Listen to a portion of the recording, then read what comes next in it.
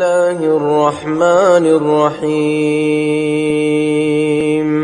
الحمد لله الذي أنزل على عبده الكتاب ولم يجعل له عوجا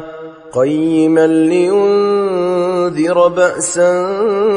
شديدا من لدنه ويبشر المؤمنين الذين يعملون الصالحات أن لهم أجرا حسنا ماكثين فيه أبدا وينذر الذين قالوا اتخذ الله ولدا ما لهم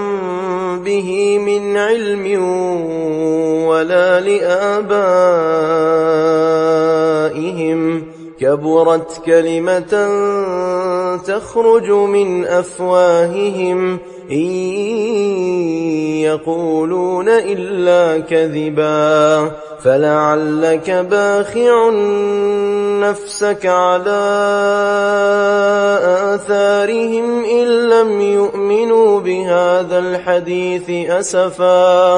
إنا جعلنا ما على الأرض زينة لها لنبلوهم أيهم أحسن عملا وإنا لجاعلون ما عليها صعيدا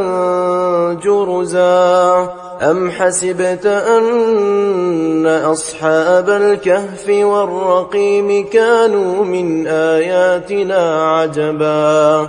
إذ أوى الفتية إلى الكهف فقالوا ربنا آتنا من لدنك رحمة وهيئ لنا من أمرنا رشدا